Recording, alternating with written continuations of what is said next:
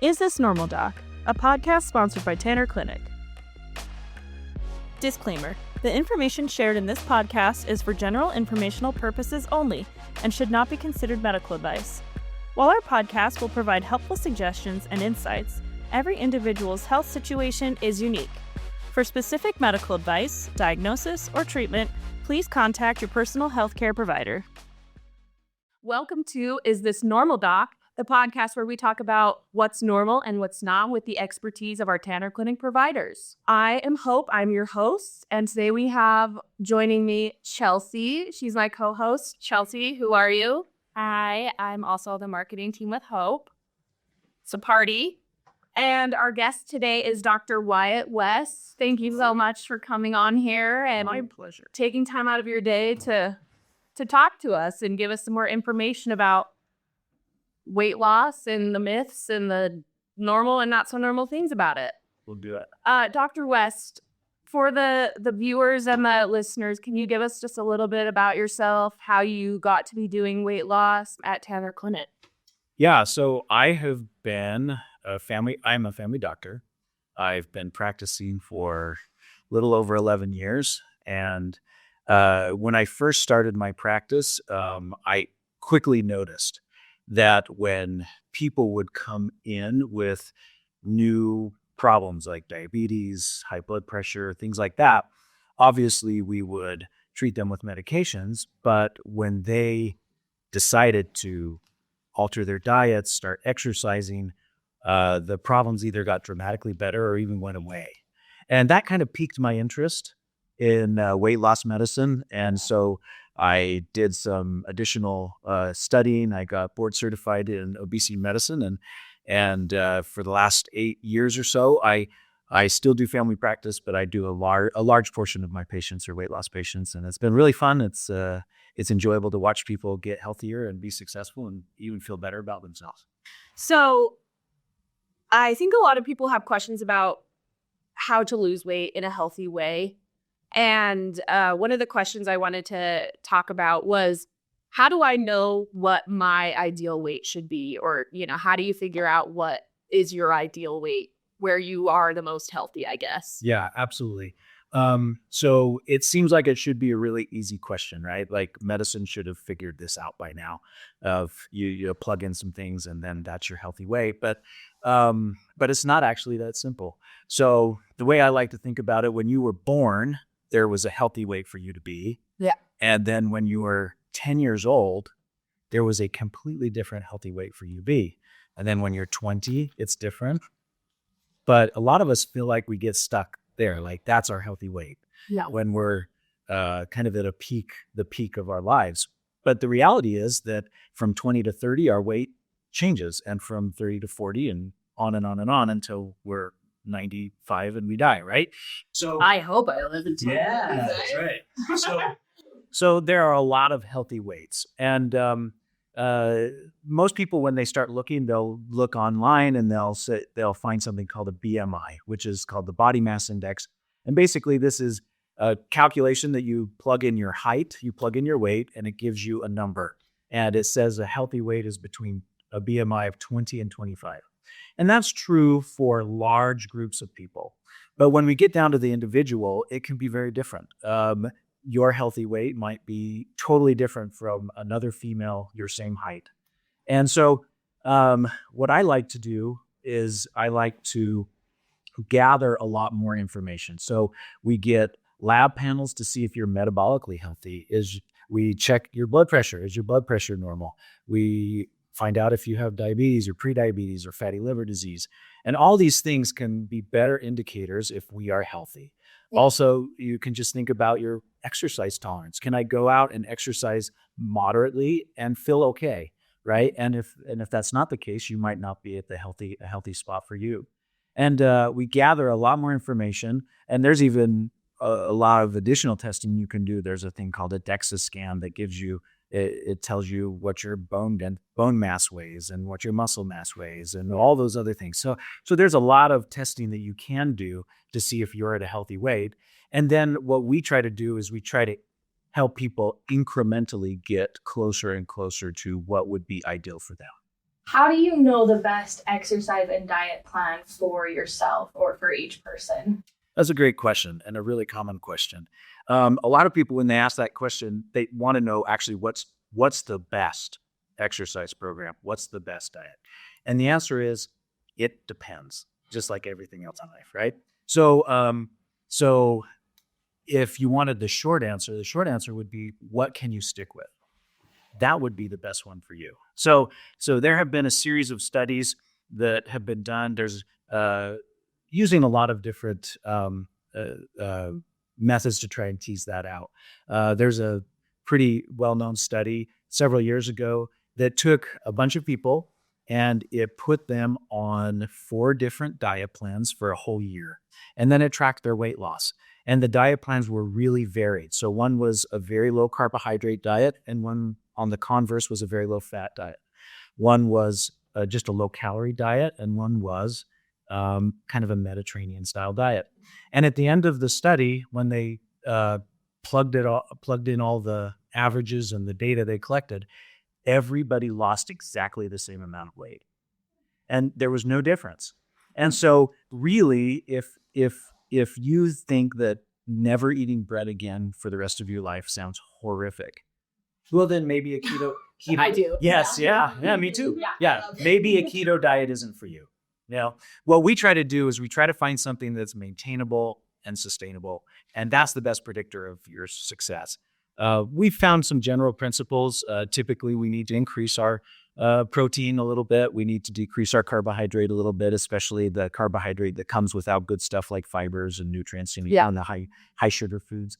And we need to do it in a sustainable manner that balances out. It's kind of like budgeting your money. You just you budget your naughty food. Yeah.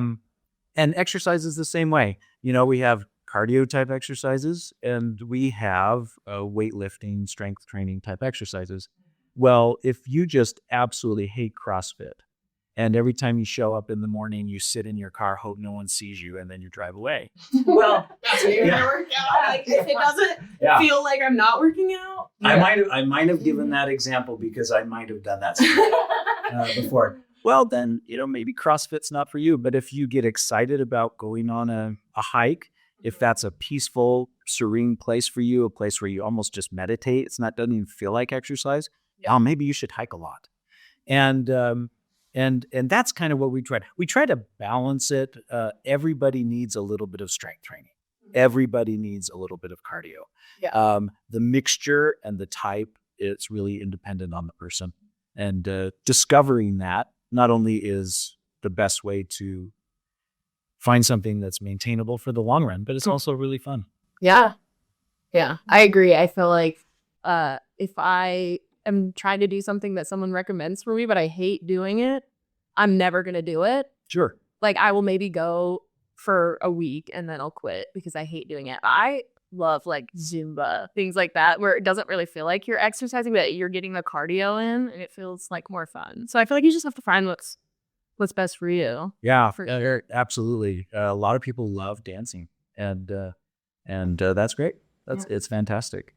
There was a cool study or a meta-analysis. So it's a summary of a bunch of different studies that I saw, and actually, totally different subject, but the number one most effective treatment for depression was dancing. Mental and physical health. It's boosted it. And social, right? Yeah. And social. Yeah. So anyway. I think when thinking about weight loss, the most intimidating part of it is just knowing where to start. So what do you tell people who are looking to start their weight loss journey? What's the first step that they need to take? Well, that's a great question. So like any journey, you start where you are, right? We know that we need to, if we want to lose weight effectively, we need to alter our diet somehow. We know that we need to exercise somehow. Mm-hmm. And so we start where we are. And we don't try to be too intense right off the bat. That's a great way to do it for a week and then quit, right? Yeah. We also know from a lot of good research that people who gather other people onto their team are more successful. So there was a cool study that was done where they had people participate in a weight loss program, and someone from the doctor's office. It was just mostly a medical assistant or a nurse. All they did was give them a call once or twice a month. And those people were more successful than the people who tried to do it on their own. So trying to get some sort of accountability is very, very helpful. I look at it like it's a team. In our weight loss clinic, we have myself, we have Mary Boya, who's a PA that works with me. We meet with people regularly. We also utilize the dietitians here at Tanner Clinic. And we have a few health coaches that give our patients a deal, right? And so we gather this team of folks to help people lose weight. And then they're way more successful because they're getting these levels of accountability in a bunch of different ways. The second thing we do is we advise people and encourage people to track what they do. So we usually recommend they just get a free app on their phone that allows them to track their weight, what they eat, and their exercise. And we encourage them to start tracking those things mostly every day, right? So you don't have to weigh yourself every day, but at least once or twice a week. And then every time you eat something, you put it in your little app, right? And just by doing that, it changes people's behavior because, everybody can relate with this example. If you have an open bowl of peanut M&Ms on the desk, every time you walk by, They'll come into our office. That is our office right there. Every time you walk by, subconsciously, you're going to throw a couple in there, right? Unless you have to track it. Yeah. Because then you're going to make a decision, are these peanut M&Ms worth it or not? And if the answer is yes, they're worth it, well, toss them in there. But if they are not worth it, you can make a decision that's more in line with your overall goals, right? So just by tracking, we change our behavior. And then getting some good diet and exercise, one-on-one personalized counseling is really, really a good thing to do. There are a lot of resources on the internet and other places, but if you go to a professional, that's probably your best bet because then they're also giving you some accountability. And there's so much that's on the internet that contradicts itself. Yeah. You just never know if what you're getting is. It's really driven by marketing, right? It depends on what they're selling. And if you're going to somebody that's always trying to sell you on stuff, then they have their best interest in mind, not yours. Yeah. Right? Those are all good places to start. If you've never exercised before, start trying, picking walks. Just doing anything to be a little bit more active. Yeah. And we can always build on that, right? We're probably not going to lose 150 pounds by going on a walk for 10 minutes 2 or 3 times a week. Yeah. But as you build on that over time, you're going to get to a place where you've optimized your exercise, you've optimized your diet, and you're being consistent. Mm-hmm. So a big topic right now as far as weight loss goes is obviously the weight loss shots that people hear a lot about. I think a lot of people are really interested in them, but they're also wary of the effects that they can have on their body and long-term effects and things like that. I know that they were meant, at least Ozempic and similar shots like that were meant originally for type 2 diabetes. So if we're not taking that for type 2 diabetes, is there going to be any negative effects to that since that's its original use? Yeah, so we get these questions a lot in our clinic. So maybe to give a little bit of background on where this medicine class came from. This medicine class is not new. It has been around for 20-ish years. Mm-hmm. These medicines have evolved. You mentioned Ozempic. There's another one called Mounjaro. These are newer in this class of medicine, but the class of medicine is fairly old. We call these medicines incretin hormone medicines. Basically, they touch on receptors in our body that natural hormones called incretin hormones touch on. And these incretin hormones come from our gut, and they are released after we eat. And they are meant to signal to our body to produce insulin, and you've just eaten, so you don't need to eat more, and a whole bunch of other things. And researchers years and years ago started using these medications to treat diabetes because one of the things they do is they go into the pancreas and they help optimize insulin release after we eat. Kind of an interesting side note, our own incretin hormones have enzymes that degrade them after they leave our gut. And they degrade them really quickly. So these hormones only stick around for 20, 30, 40 minutes after you eat. The newer formulations are a little resistant to the degradation. And so they stick around for hours, days, even weeks. The newer ones, even a couple months. And so then you always have these hormones in you that are helping optimize your insulin. And that's why they're so good at treating diabetes. Well, with time, people noticed that folks, when they got on these medications for diabetes, started losing a lot of weight. And they looked into why, and they found a couple things. They found that the medications go onto receptors in your stomach and slow down digestion, so you can digest your food well. Well, the natural hormone only sticks around for 30 minutes or an hour or whatever, and then the stomach empties.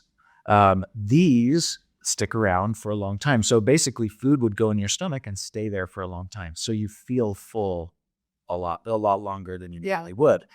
They also go to your brain to signal that you've just eaten. So you get that after Thanksgiving dinner feeling, right? Where food just doesn't seem very appetizing. Yeah. But like the natural hormones, in 30 or 40 or 50 minutes, they've been degraded away and we're ready for pie, right? Yeah. These ones stick around most of the time. And so you kind of always have that after Thanksgiving dinner feeling where food isn't that appetizing. And between those things and maybe some other stuff that hasn't really been figured out yet, these medicines really are helpful for weight loss. And so 6 or 7 years ago, the first one of these medications, Ozempic, was FDA approved under the name Wegovy for weight loss. And when Mounjaro came out a few years ago, they immediately started releasing weight loss data and got theirs about a year later, FDA approved for weight loss. It's called Zepbound. And it turns out that these medications are more effective than basically any other medication class for weight loss. So most weight loss drugs, in order to be classified as a weight loss drug, within about a 6-month period of time, they need to show that you lose 5% of your original body weight. Okay. So if you weigh 200 pounds, you'd need to lose about 10 pounds for that to be considered a weight loss drug on average, right? The best medicines that we had, which was a combination of two medicines called phentermine and topiramate, the very best drug before these got about 15% total body weight. So if you weigh 200 pounds, it could reliably help you lose about 30 pounds. The trials where they designated Ozempic as a weight loss drug showed 25% total body weight loss. So if you weighed 200 pounds, the average person lost 50 pounds. So huge amounts of weight. And it actually is rivaling gastric bypass surgery. So most gastric bypass surgeries reliably will help people lose between 20% and 35% of their original body weight. And so these medicines are right on par with those. And so it turns out they're very, very good. They do have problems. Every medicine has pros and cons. They have side effects. They cause mostly gastrointestinal side effects like nausea, diarrhea, constipation. There have been some extreme examples where they have even induced a condition called pancreatitis, which can make people very, very ill and in a few cases even life-threatening. But the vast majority of people don't get severe side effects from these. The side effects are way worse if people are overeating or eating kind of the really naughty foods. So the high sugar, high fat foods that makes you feel more ill. And so if we avoid those things, which we're supposed to do on a diet anyway, we will do better. We'll have fewer side effects. And if we don't, we get punished a little bit. A little bit. Yeah. And so, like is inevitable, when you do a study on a medication like Ozempic to get it FDA approved, you have a few thousand people who take this medicine. Yeah. And these medicines have become extremely popular. And so many millions of people have tried these medications. And as more and more people try them, you'll find little problems as you go. And that's just a process that happens with every medicine. And so a lot of the problems with these medicines, because they are so popular, have gotten a lot of press. But for the most part, they are pretty darn safe. And we actually are finding more and more that they have really a lot of beneficial side effects, probably mostly tied to the weight loss, but it turns out that they're really good at preventing heart disease, and so or a worsening of heart disease. And so they recently were FDA approved for treatment of weight plus heart disease.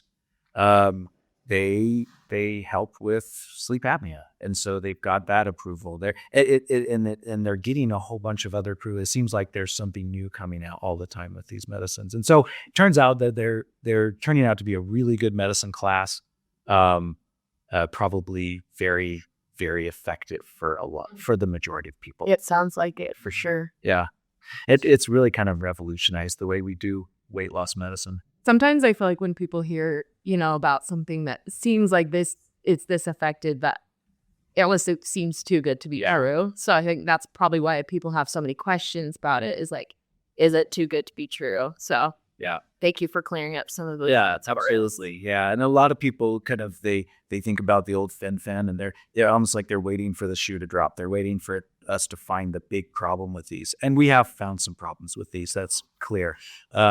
And it'll take a lot more research to figure out how big those problems are. Maybe are certain people predisposed to getting those bad effects, etc.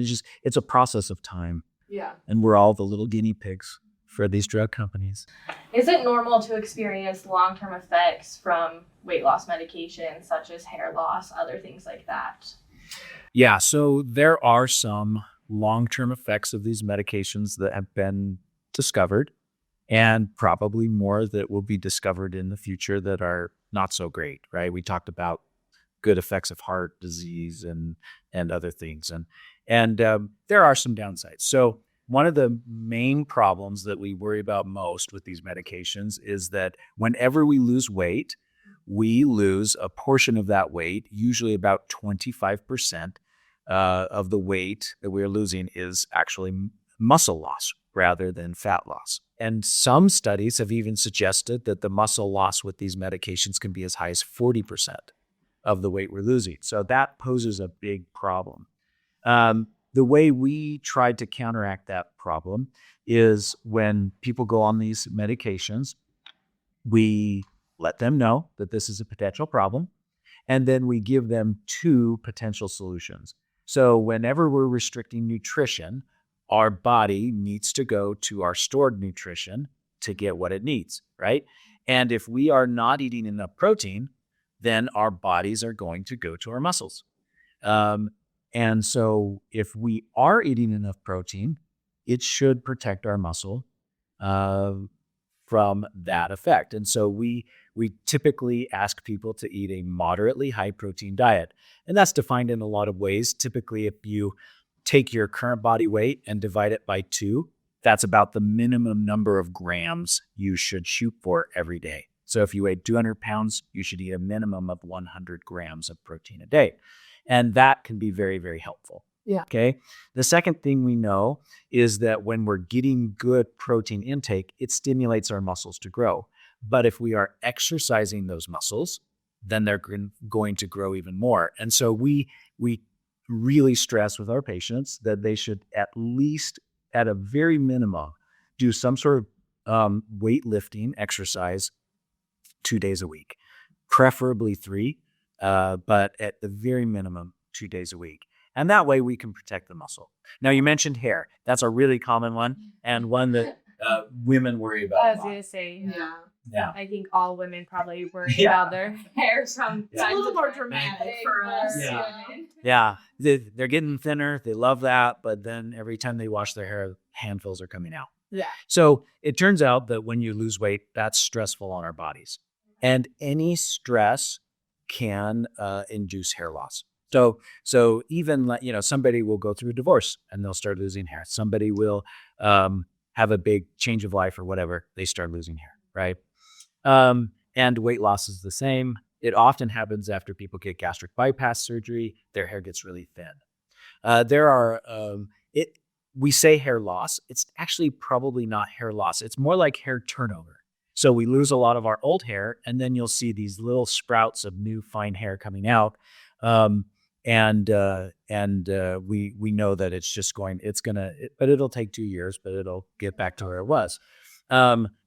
If you're losing hair, it can indicate that you have too much of a nutritional deficit. So you may need to increase your calories a little bit.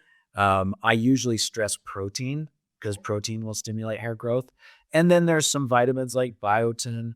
I actually just recommend that women and men get on a prenatal vitamin. It has a lot of good stuff Those in are there. magic. Yeah. Your hair, Yeah. nails. Exactly. Hair and nails grow a lot faster. Yeah. And so I say, you'll look weird, but even the men, go buy a prenatal vitamin, start taking it, and it's really good. And mostly we counteract those long-term effects with that. It's kind of behavioral modifications. Yeah. Well, and I feel like with any medication, there always is effects, whether they're long-term or short-term. Yeah. One of the more take medicine. Yeah. One of the more concerning potential problems with these medicines is there have been a few reports that they may cause worsening depression and even suicidal thoughts. That certainly has been documented. We don't really know if it's a direct effect of the medicine or if it's something else, or if certain people are predisposed to it. Sometimes we get confused when we read a news story that says Ozempic will make you suicidal, right? Usually when you think about it in a medical way, we try to figure out, okay, if somebody's getting a side effect from a medicine, is the medicine causing it, or is it just associated with it, right? So you could say that taking an antidepressant is associated with suicidal thoughts, because people generally who are taking an antidepressant are more likely to have a suicidal thought, right? Yeah. And so, but is the antidepressant causing the suicidal thought? Yeah. Right. And that's what we're trying to figure out with these medications, if these are causing suicidal thoughts, or are they just associated with it for some other reason? And then if they are causing it, is it a certain person that's more susceptible? Yeah. And that way we'll be able to tailor these medications better to people in the future. But if you are on one of these medications and you start to get suicidal thoughts, immediately talk to your doctor about it. We may need to come off the medicine. We may need to treat you with an antidepressant. Yeah. I think there was a question about, are these medicines? Yeah, I was going to say, can you take antidepressants with Ozempic or any other weight loss type of drug? And at this point, the answer is yes. Yeah, we think that's totally fine to do. And maybe we need to control the depression really, really well with an antidepressant first, and then consider restarting that medicine. Yeah. Okay, yeah, absolutely. And I feel like that would be one of the major benefits of seeing someone, a medical weight loss provider, is you're the one that can make that call, is like, maybe we should get off that and go, or, stop it for a second, get you on that antidepressant, and then maybe we can start back. But yeah, absolutely. It's great to see a doctor that can help you figure those types of things out. Yeah, somebody who does a lot of anything is more in tune to the potential problems. And so if you are having any problems taking one of these medicines, having an expert in the field that you're following with is going to be the best way to go. Nope. Well, and I think it's great that you're a family medicine provider as well as medical weight loss, because then you have those both sides to help treat a patient more than just focusing on one or the other. Sure. Yeah. One of the main questions that we got is, after you stop weight loss shots, are you going to gain all that weight back that you lost while you were on them? What's the time frame that you recommend that people stay on them, to lose the weight and keep it off? Yeah, both common questions. So the short answer is that anytime somebody does something to lose weight, if they stop doing it, they're at risk of gaining the weight back, whether that's a diet, whether that's an exercise program, whether that's a weight loss medicine. And so that's always a risk. Our bodies don't like to lose weight. If you think about it evolutionarily, most of our ancestors were not at risk of weight gain. They were at risk of weight loss. They had poor nutrition. If there was a famine, We don't really have to worry about a famine or a pestilence in the land. And they also didn't have donuts and Yeah. cookie processed sugar. Absolutely. Yeah. So our bodies are really in tune to weight loss. And if you're losing weight, your body thinks you're starving. And so it has all these mechanisms to kick into place to make you stop losing weight and gain it back. Yeah. These weight loss medications have been super effective. And the nice thing about them is that they seem to be effective more long-term than some of the older medications like the stimulants, like phentermine, where after 6 to 12 months, it really didn't do much for people anymore. These medicines seem to be effective much more long-term, up to years. And so that's great in a lot of ways. But yes, you can gain weight back. And so in our clinic, we take the mantra that weight loss medicines actually don't cause weight loss. They just make you less hungry. And so it allows you to more easily put into place really good diet and exercise habits, good sleep habits, deal with medical problems like thyroid and stuff like that. Those are the things that actually make people lose weight. Yeah. And then these medications can be a tool to make that process a little more smooth. That way we don't get too over-reliant on the medicines. When somebody's on a medicine to lose weight, whether it's these or any other medicine, I like to get them down to where they are real healthy and their weight loss is where they want it to be for the most part. Their diet and exercise habits are really cemented in. Yeah. And then if you just stop the medicine, you tend to get a rebound hunger. So we slowly peel these medicines back and monitor your weight to make sure that you're not gaining any weight back. And we try to get you on the lowest dose, the least often, where you can maintain. And if that is zero medicine, that's optimal. If it's not, we can continue prescribing this for a long, long time. And so that's the approach we take. And it seems to work for most folks. If you stop, can you go back on? Like if you do stop, you are maintaining and something happens in your life and you stop maintaining, can you go back on them? Absolutely. Yeah, there's no contraindication to restarting something like this. Yeah. Okay, so one of our other questions that we received is can you get blood clots from being on this medication? Is there a higher risk of blood clots? So kind of like the question about do these cause suicidal thoughts, there have been some reports that might be the case, that they might affect the way our platelets, which is the blood clotting factor, works. But it's funny because there have been contrary reports. So some people have reported more blood clots, some people reported fewer. And so I don't know where what's gonna pan out there. Yeah. I've never seen anybody get a blood clot on these medications. Yeah. To this point, and I haven't seen people start reporting suicidal thoughts. A lot of the kind of the big ones that people get afraid of. There's a kind of a popular feeling that these might cause thyroid cancer. There's never been a human case of thyroid cancer from these medications. It was actually just seen in some lab animals that had a really, really rare genetic mutation. And as long as you don't have that rare genetic mutation, which is so rare, I've actually never seen it in a patient in the 12 years almost that I've been practicing. So overall, we think these medicines are very safe. But inevitably there will be some problems that pop up, and hopefully we can figure out who is at risk and who's not. Yeah. Well, I just feel like even like my birth control, one of the side effects is blood clots. Like I feel like that is kind of a common thing when you are on a medication. Yeah.